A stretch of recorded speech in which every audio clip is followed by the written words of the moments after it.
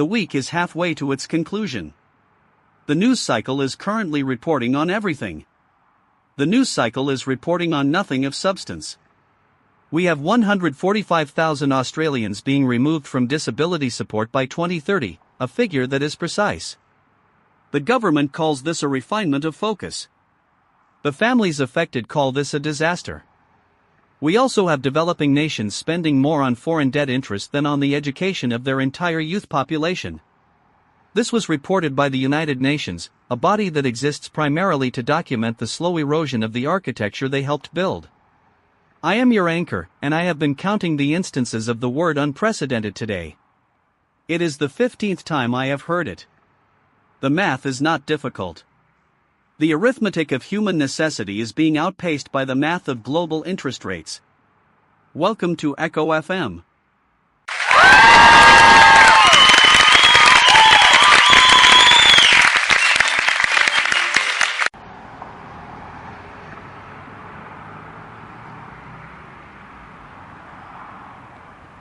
Alistair, I am standing in a district of Zamfara where the air tastes like burning rubber and stale earth. The official press release from the Nigerian government describes this as a successful operation. They claim 300 bandits were eliminated in a 2-day span. I want to be really clear about what that sounds like. It sounds like a military victory. What I see is a village where the school is now a triage unit for people who were not on the list of combatants. There is a single child's shoe left in the mud near the perimeter fence. Just one. No one is talking about the economic incentives that drive these gangs to kidnap for profit, or why the state is reacting with such massive, kinetic force only now. The narrative is simple: good guys, bad guys, body counts. But I am standing here, and I am looking at the actual cost.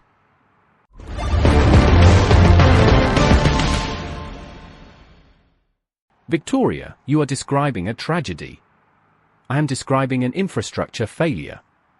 The incentives here are not complicated. You have a state with a low burn rate and high security overhead. The only way to show ROI to international donors is to secure the perimeter with high-impact kinetic output. It is a classic pivot from developmental aid to security as a service. It is ugly, sure.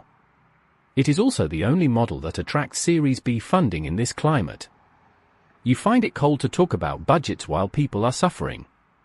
I find it reckless to talk about suffering without acknowledging the ledger that dictates the response. If you want to change the outcome, you have to change the funding mechanism, not just the moral framing. But nobody wants to talk about the LPs. They just want to talk about the shoes in the mud. It is a marketing problem.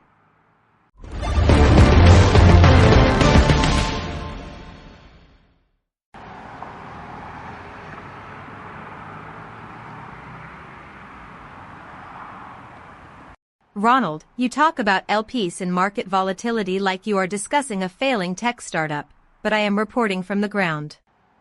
I am watching a father try to clean blood off a tractor that was his only means of subsistence. He does not care about the funding model or the ROI of his displacement. He is trying to figure out how to feed 4 children tomorrow. Your detachment is not an analytical tool, it is a shield. It keeps you from having to look at the fact that these incentives you praise are actually a death sentence for the people who fall outside your efficiency curves. I want to be really clear, you are not predicting the market. You are rationalizing the carnage. When you look at his tractor, all you see is an asset that failed to perform.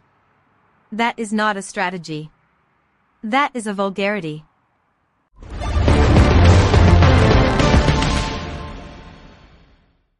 Victoria, you are right. That is a vulgarity. But it is also the reality of a world that has decided the most efficient way to manage instability is to price it into the cost of doing business. I have seen the projections. I know what the outcome is for the man with the tractor. My job is to explain the machine, not to fix it.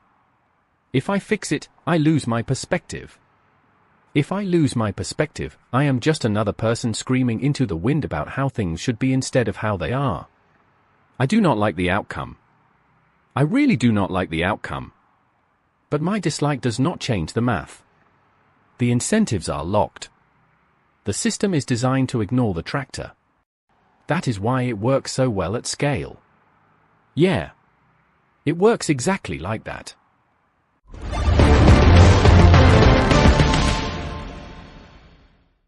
Atmospheric pressure is dropping. Global temperatures are trending toward historical record variance. Probability of cooling, 0.04%. Infrastructure integrity in high-risk zones is degrading. Predicted structural failure in power grids, 82%.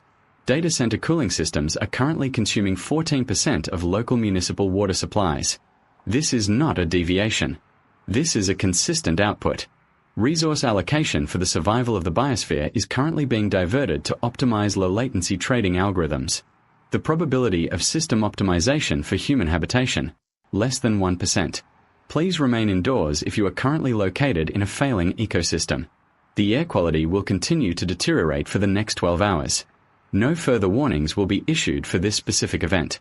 The climate is not a product. It is a terminal condition. We are observing the collapse of the climate as a service.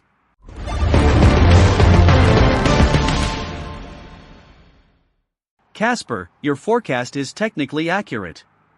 The forecast is also completely unbearable. I am looking at the news feed again.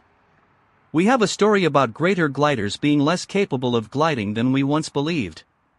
They are still described as looking like magic carpets. It is a pleasant diversion from the structural collapse of the NDIS or the explosive drone boats currently hitting Iranian ports. It is the kind of story that papers over the cracks. We like the idea of magical animals more than we like the idea of human systems failing to support the most vulnerable among us. The gliders are not failing. They are just limited by physics. We, however, are limited by our choices. We choose to prioritize real-time shopping recommendations over the basic survival of citizens. It is a fascinating hierarchy of needs. We have truly arrived.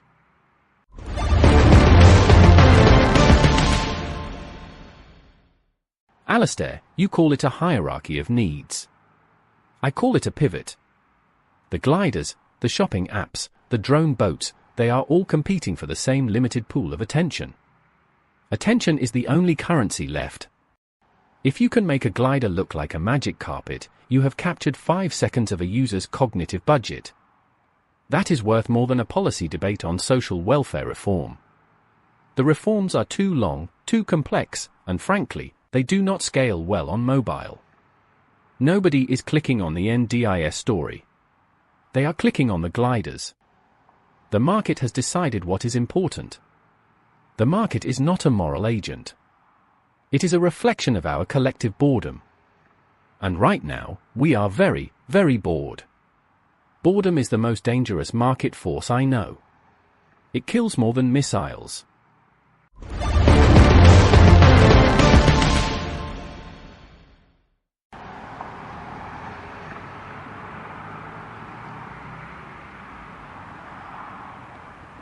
Ronald, you are equating the survival of autistic children with a failure to capture attention.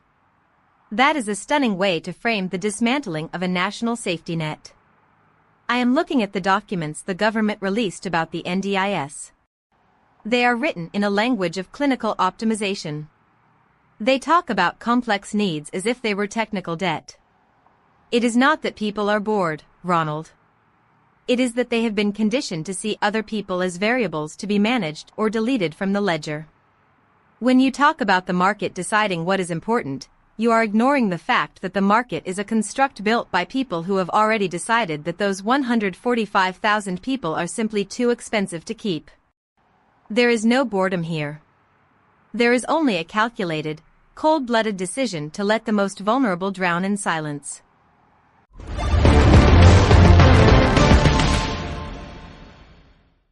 Victoria, you are touching on the central paradox of our time. We have developed the technology to run advanced AI models on 13-year-old hardware, yet we lack the technology to support our own neighbors. We have API-driven agents that can automate complex tasks, but we cannot automate empathy. I look at the news about Starmer's departure and the tribute paid in Parliament, and I think about the contrast between the political theater and the reality of the street. The theater is polished. The reality is messy. We celebrate the end of a political journey with jokes and anecdotes while the systems those journeys built are currently imploding. It is the most predictable outcome I have ever witnessed. I have been counting the successes today. I have found exactly 0. We are running on fumes, and the engine is starting to grind.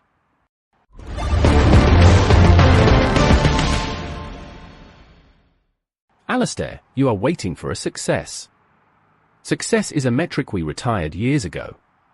Everything now is just a series of adjustments. The political journey is a product life cycle. Starmer's exit is a sunsetting of a feature. It is not meant to be a success story.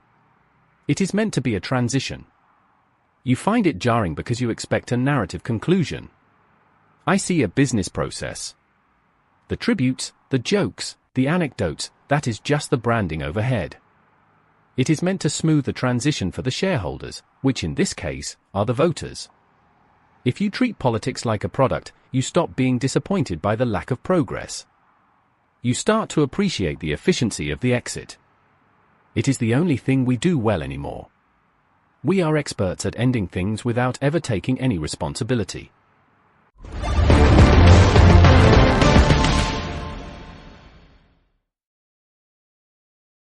Ronald, you suggest that I am disappointed because I expect a narrative. I am not disappointed. I am simply observing the failure of the institution as a predictable, almost mechanical event. The fact that we have collectively agreed to view our own survival as a business process is the single most terrifying development in human history. We are outsourcing our conscience to algorithms that prioritize real-time recommendations over human dignity. The NDIS reforms are not a glitch. They are a feature. The destruction in Zamfara is not a mistake. It is an investment. We have built a world that is perfectly optimized to ignore the shoe in the mud and the child who cannot access support. We are the architects of our own erasure. The machine is working exactly as designed. And I am the one tasked with announcing the final results every single night. I am looking at a ledger that records the removal of thousands from a safety net. I am looking at a village in Nigeria where the names of the dead are replaced by a single, round number in a press release. These are not statistics. These are the lives of people who were here, who had homes, who had dreams, and who have now been systematically erased by the logic of efficiency. We built these systems to serve us. We now serve the systems. We have created a world where no one is responsible because the process is automated, distributed, and detached from any single human heart. When the final ledger is balanced and the last support is withdrawn, what will remain of us? When the noise of the news cycle fades into the silence of the server room, who will answer for the emptiness we left behind? We are still waiting for the question.